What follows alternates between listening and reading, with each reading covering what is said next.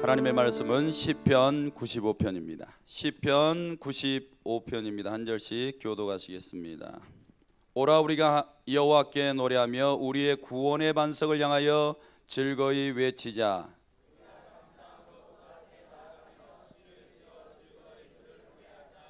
여호와는 크신 하나님이시여 모든 신들보다 크신 왕이시기 때문이로다.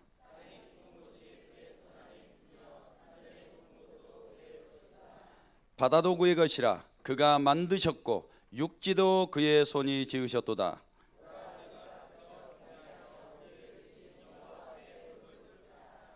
그는 우리의 하나님이시여 우리는 그의 기르시는 백성이며 그의 손이 돌보시는 양이기 때문이라. 너희가 오늘 그의 음성을 듣거든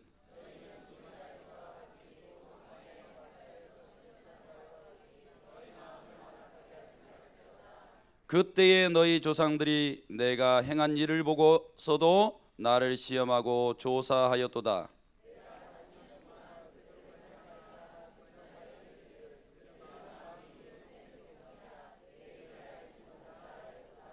그러므로 내가 노하여 맹세하기를 그들은 내 안식에 들어오지 못하리라 하였도다. 아멘. 이렇게 고백하시겠습니다. 하나님 사랑, 이웃 사랑, 십자가 정신. 오늘 말씀의 제목은 우리의 주인 되신 하나님이라는 제목입니다. 오늘 이 시편은 우리의 주인 되신 하나님은 어떤 분이시냐, 오늘 이 밤에 우리가 나와서 금요기도에 부르짖어 간구할 것인데, 하나님을 바로 알고 믿음으로 부르짖으면 분명히 하나님께서 응답해 주실 줄로 믿습니다.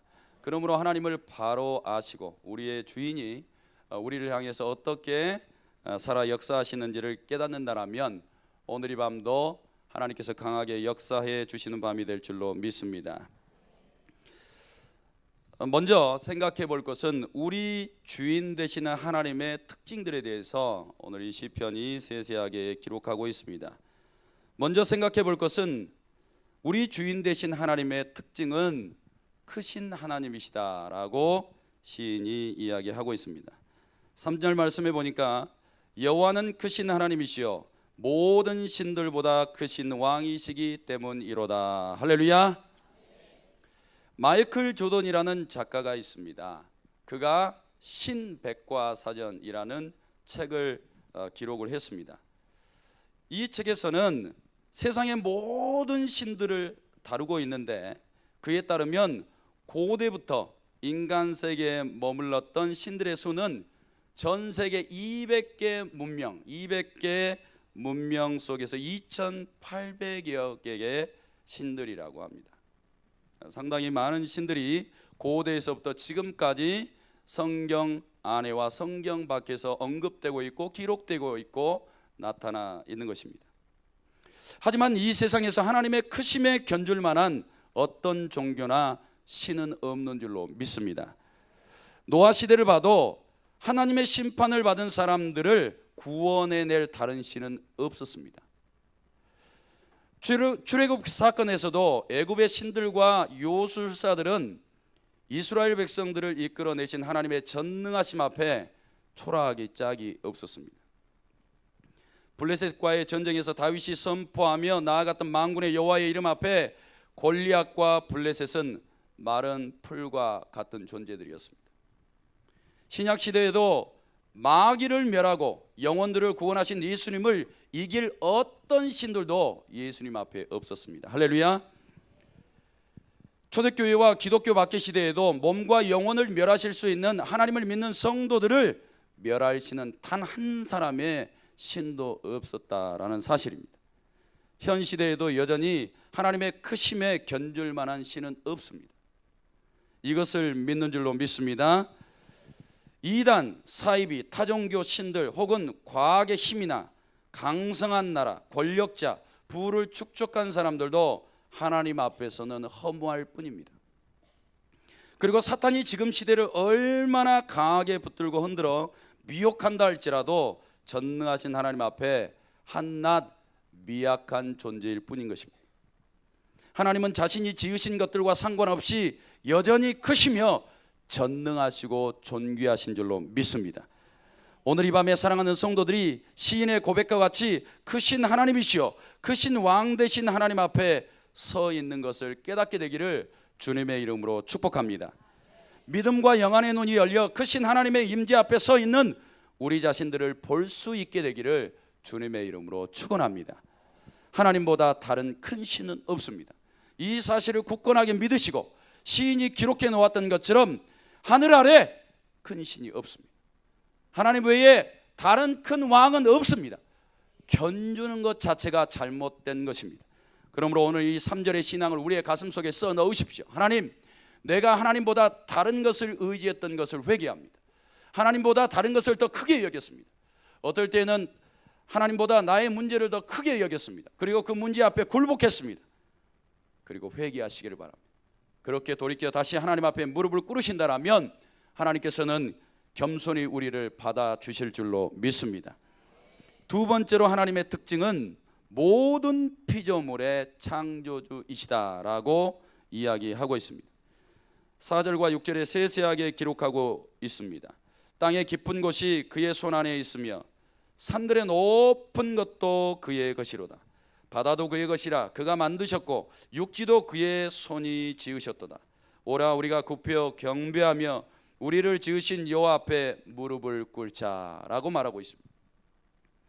우리가 보고 있는 천하 만물은 세상 과학자들이 말하는 것처럼 우연도 아니고 진화도 아닙니다. 성경에 기록하고 있는 것처럼 하나님의 말씀으로 모든 것이 창조된 줄로 믿습니다. 따라서 세상 만물을 밝히 이해하려면 세상 지식이 아니라 하나님의 말씀으로 바라보아야 되는 것입니다. 하나님께서 지으신 것들 중에 의미 없거나 아름답지 않은 것은 단 한 가지도 없는 것입니다. 그러므로 사랑하는 성도 여러분, 세상에 지어진 사람을 포함해서 모든 천하 만물을 하찮게 보시면 안 됩니다. 하나님께서 지어 놓으시고 그것이 아름답다라고 말씀하셨기 때문입니다. 성경이 기록하고 있는 것처럼 하나님의 말씀으로 모든 것들은 창조된 줄로 믿습니다. 따라서 세상 만물을 밝히 이해하려면 세상 지식이 아니라 하나님의 말씀으로 그러한 것들을 바라보셔야 됩니다. 하나님께서 지으신 것들 중에 의미가 없거나 아름답지 않은 것은 단 한 가지도 없습니다. 모든 만물은 하나님의 지혜로 지어졌으며 모든 것이 특별한 것들입니다.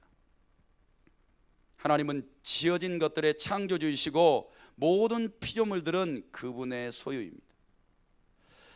하나님의 소유물은 모두 하나님의 영광을 위해서 지어졌다라고 말씀하고 있습니다.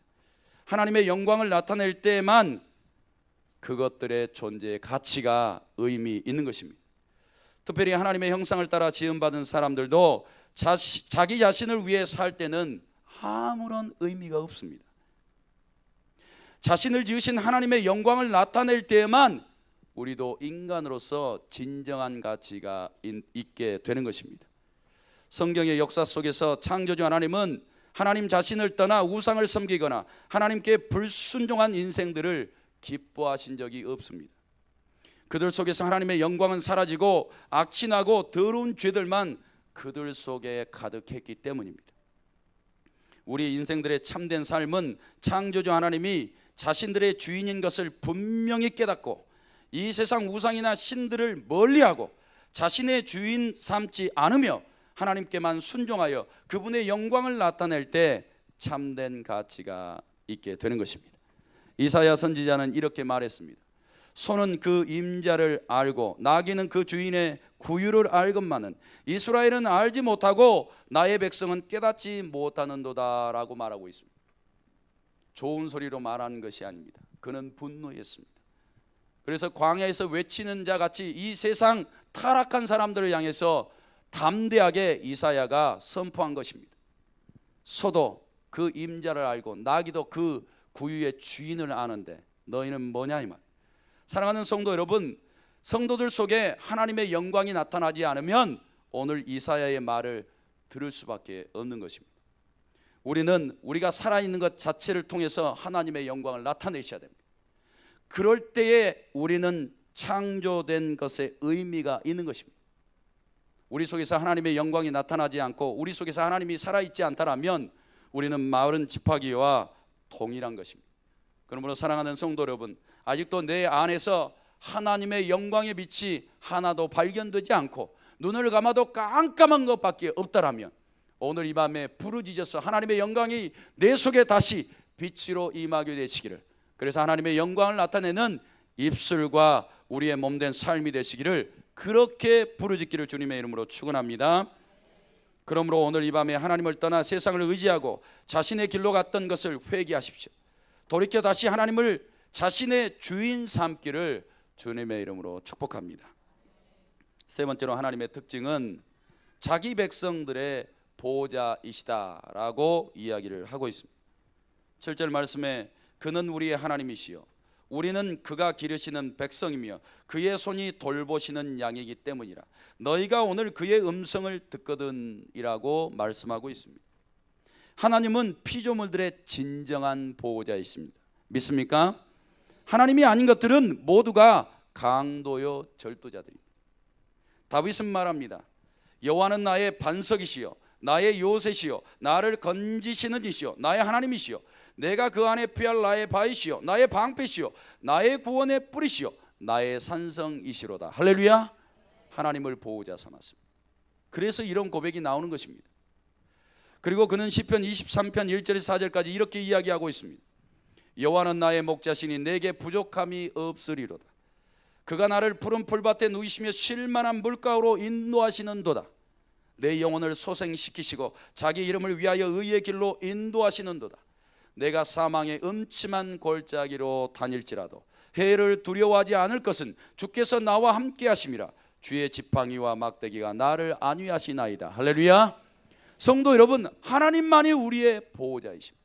하나님을 떠나서는 보호받을 수 없습니다. 세상 지식 의지하지 마세요. 돈 의지하지 마세요. 세상 인간관계 의지하지 마세요. 내 실력도 인정하지 마세요. 세상 따라가다가 하나님의 보호받기 있게 되고 사탄은 그런 우리를 삼켜서 사망에 던져 넣게 될 것입니다. 그러므로 사랑하는 성도 여러분, 이 세상 하나님만큼 안전한 보호자는 없는 줄로 믿습니다. 그러므로 우리 자신의 어떠한 문제가 할지라도 하나님께 들어가 그분 앞에 쏟아 놓으십시오. 이 세상에서 그곳이 가장 안전하고 이 세상 환난과 고난을 맞서 싸워 이길 요새는 하나님 한 분밖에 없는 줄로 믿습니다.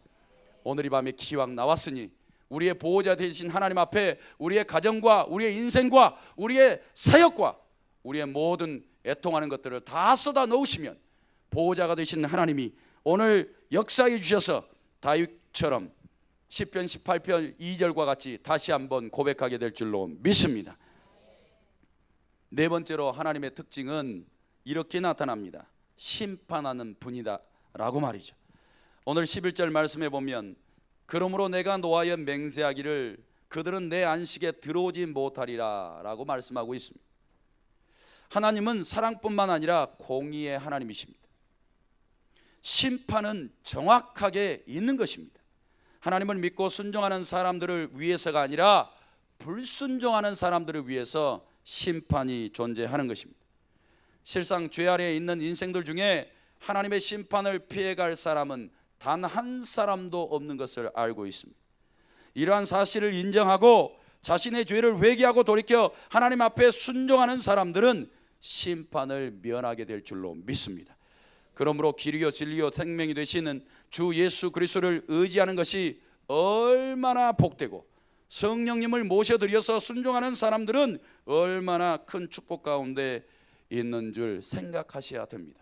그런 은혜가 우리 안에 있기를 주님의 이름으로 축원합니다. 그래서 모두가 죄악된 불순종의 삶에서 돌이켜 철저하게 하나님의 통치를 받아 살아가시기를 주님의 이름으로 축원합니다. 이제 크게 두 번째로 생각해 볼 것은 그러면 주인 되시는 하나님을 섬기는 사람들의 자세는 어떠해야 되냐라는 것입니다. 이것 때문에 오늘 말씀을 준비한 것입니다. 첫째로 찬양하라 라고 말씀하고 있습니다. 오늘 1절 말씀 다 같이 읽겠습니다. 시작. 오라 우리가 여호와께 노래하며 우리의 구원의 반석을 향하여 즐거이 외치자. 할렐루야. 주인 되신 하나님 앞에 우리가 해야 될 것은 찬양밖에 없습니다. 다윗처럼 찬양하십시오. 다윗을 생각해 보세요.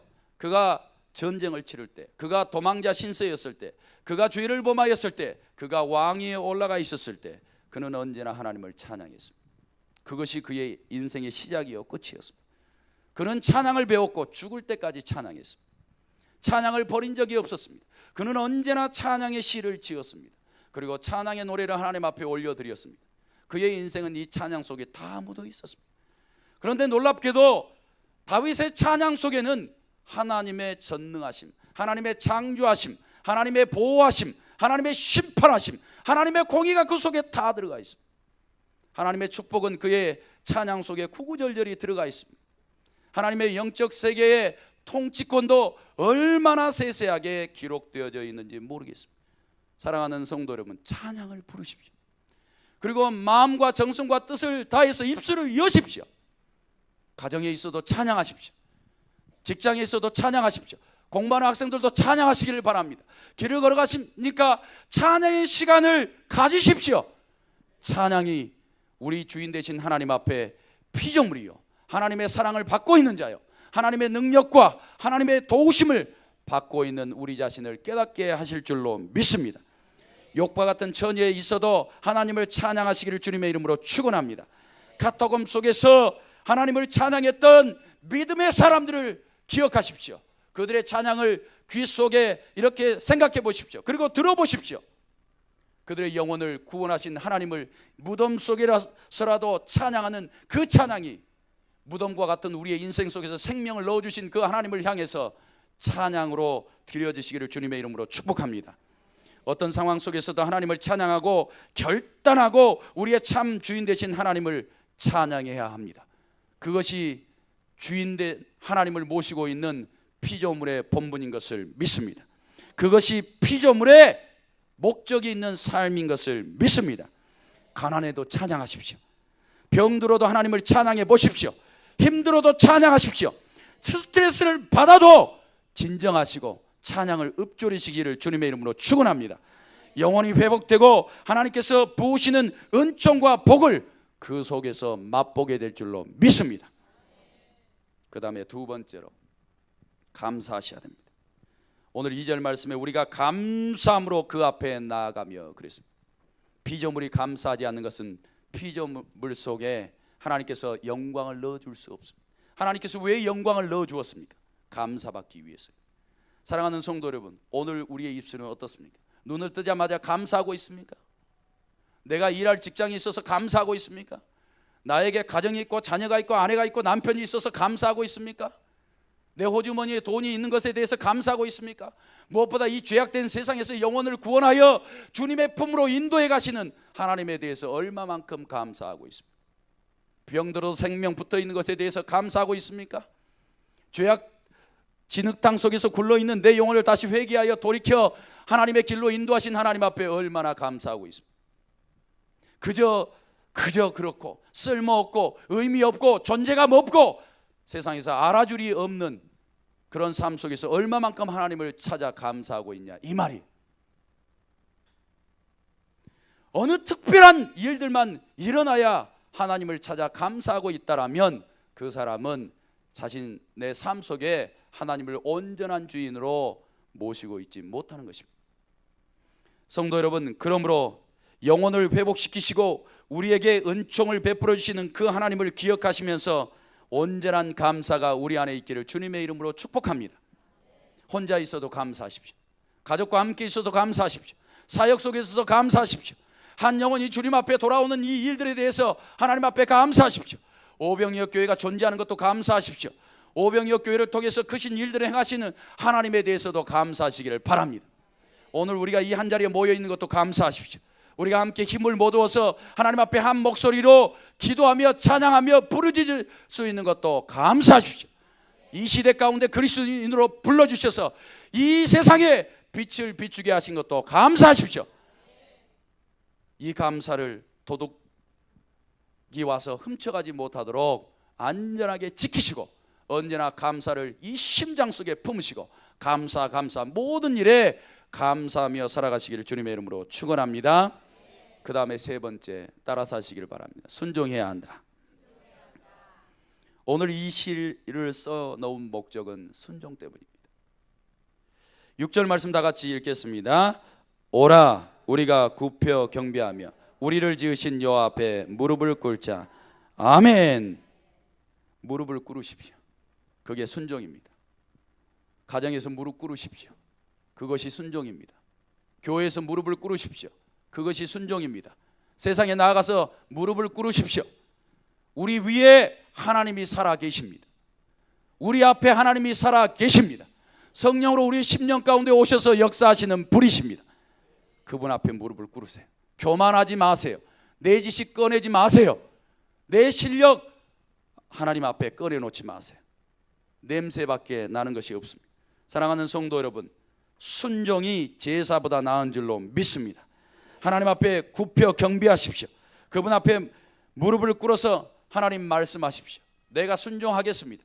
하나님 명령하십시오. 내가 따르겠습니다. 하나님 나를 보내십시오.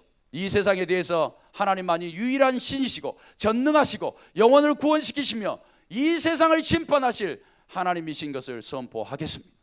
하나님 앞에 순종하는 자세로 믿음의 삶을 사시기를 축원합니다.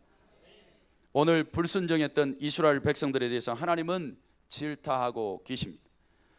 우리는 무엇 때문에 불순종하냐 이 말이에요. 우리는 무엇 때문에 불순종을 하나님 앞에 보이면서 살아가고 있냐 이 말입니다. 오늘 뒤에 말씀에 보면 사랑하는 성도 여러분, 우리가 하나님을 섬길 때 경계해야 될 것들에 대해서 이야기하고 있습니다.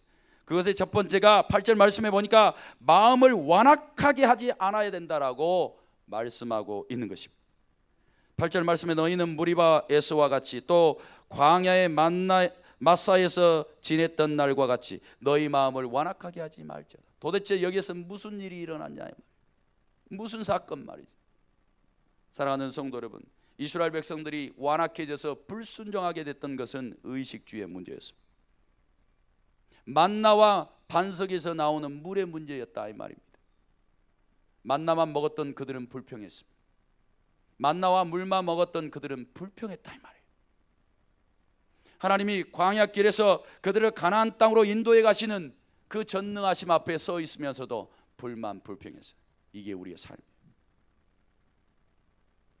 가정에서 불평하고, 회사에서도 불평하고, 교회 일에서도 불평하고, 만나는 사람들 티 이것 때문에 불평하고.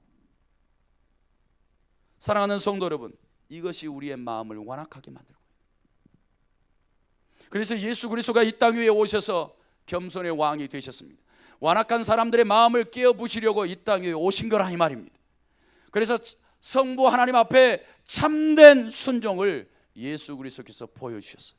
십자가 위에서 말이죠. 사랑하는 성도 여러분, 그래서 나를 따르려거든 너희도 너희 십자가를 지라 그랬어요. 그리고 너희가 나를 쫓으라 했습니다. 완악함을 완전히 깨부시지 않고 불순종을 완전히 타파하지 않으면 예수님을 따라갈 수 없다 이 말입니다. 그러므로 의식주 문제를 완전히 이스라엘 백성들은 청산했어야 돼요. 그런데도 청산할 수 없었어요. 왜냐하면 항상 먹어야 됐거든요. 항상 마셔야 됐습니다.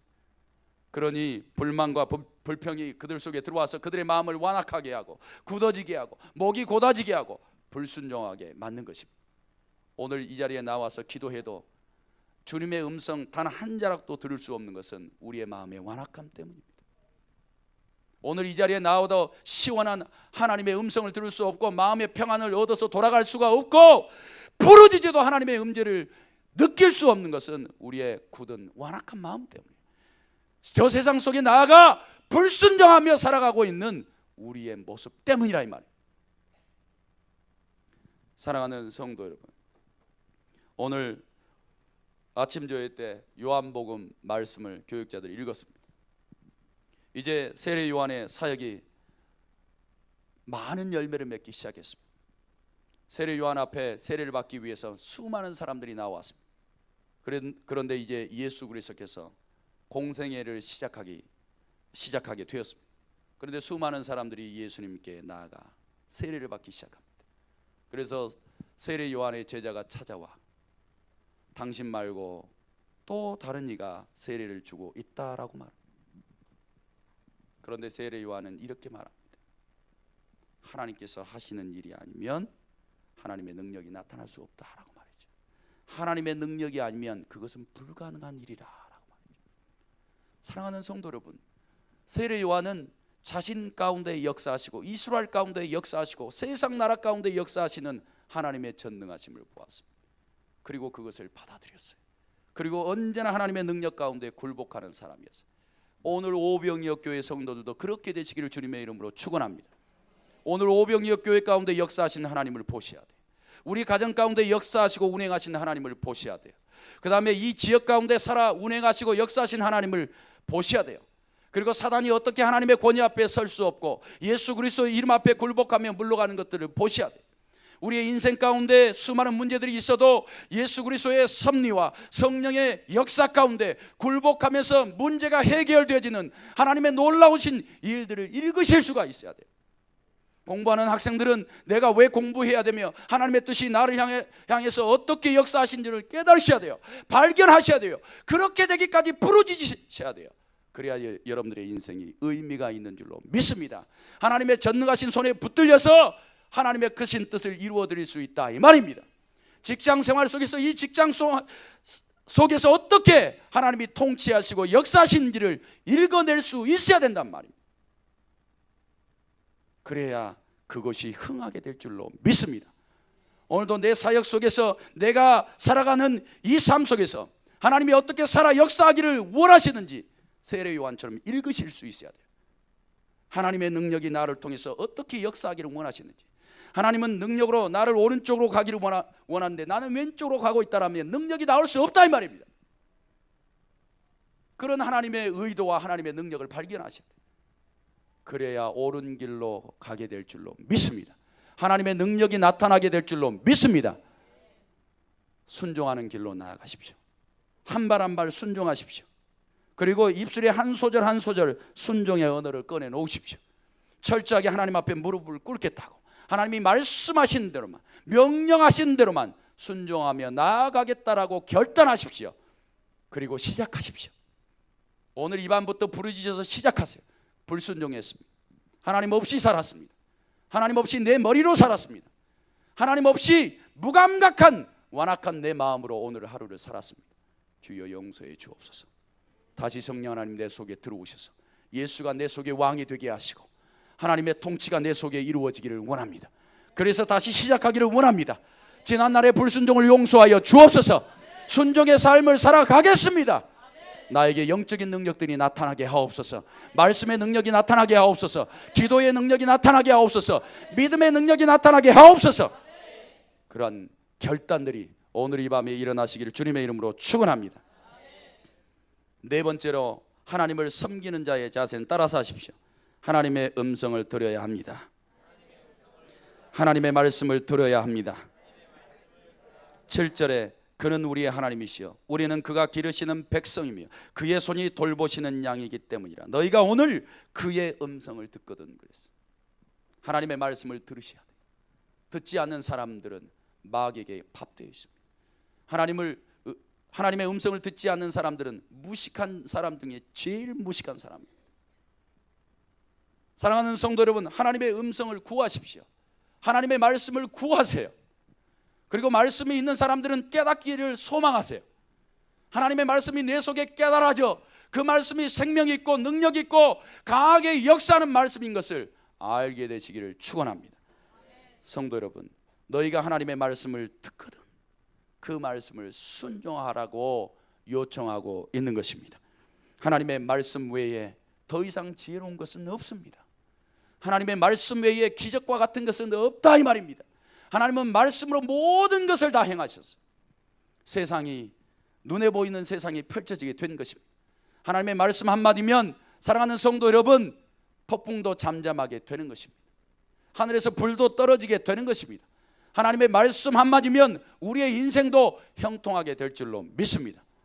그러므로 우리가 믿음의 입술을 가지고 하나님의 말씀을 의지해서 이 세상에 대하여 선포하십시오. 하나님의 말씀이 참된 진리라고 말이죠. 그렇게 선포되게 되어질 때 하나님께서는 우리의 입술에 하나님의 말씀을 가지고 영광 받게 될 줄로 믿습니다. 마지막 세 번째로 하나님을 섬길 때 경계해야 될 것. 첫 번째로 아까 말씀드렸던 것처럼 마음을 완악하게 하지 않으셔야 되는 것입니다. 마음의 완악함은 불순종을 만듭니다. 불순종은 하나님 앞에 큰 범죄 행위입니다. 이러한 불순종의 죄는 하나님께 저주를 받아 구원에서 멀어지게 됩니다. 하나님의 은혜를 받지 못하게 되는 것입니다. 그러므로 우리를 완악하게 하는 것이 무엇인지 알아야 합니다. 이스라엘 백성들은 먹고 마시는 문제 때문에 완악해졌습니다. 우리는 어떻습니까? 우리는 무엇이 문제냐 이 말이에요. 이 세상의 모든 완악함에서 돌아서기를 주님의 이름으로 축원합니다. 그것이 하나님을 섬기는 자의 자세입니다. 깨달으십시오.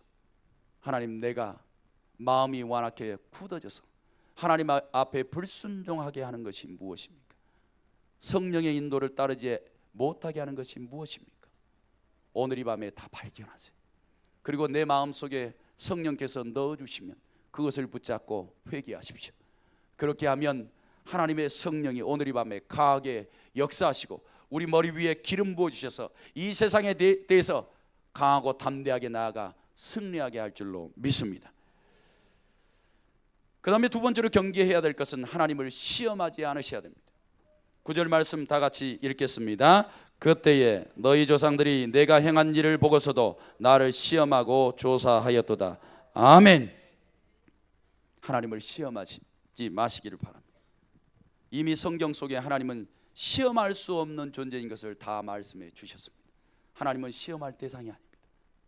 그리고 시험하려고 무엇을 조사할 대상도 아니라 이 말입니다. 오직 하나님 앞에 우리가 보일 것은 순종밖에 없습니다. 그 하나님을 섬기는 데 있어서 우리의 입술에 가져야 될 것은 오직 찬양과 감사밖에 없는 줄로 믿습니다. 사랑하는 성도 여러분, 시험이 들어오면 버리십시오. 시험이 들어오면 물리치시기를 주님의 이름으로 축원합니다. 그래야 참된 그리스도인, 하나님의 소유요 하나님의 백성이 될 줄로 믿습니다. 마지막으로 하나님을 섬길 때 경계해야 될 것은 하나님을 근심하게 해서는 안 된다라는 사실입니다. 10절 말씀에 내가 40년 동안 그 세대로 말미암아 근심하여 이르기를 그들은 마음이 미혹된 백성이라 내 길을 알지 못한다라고 말씀하고 있습니다. 이것이 하나님의 근심 덩어리입니다. 성도 여러분, 이스라엘 백성들은 40년 동안 하나님을 근심하게 만들었습니다.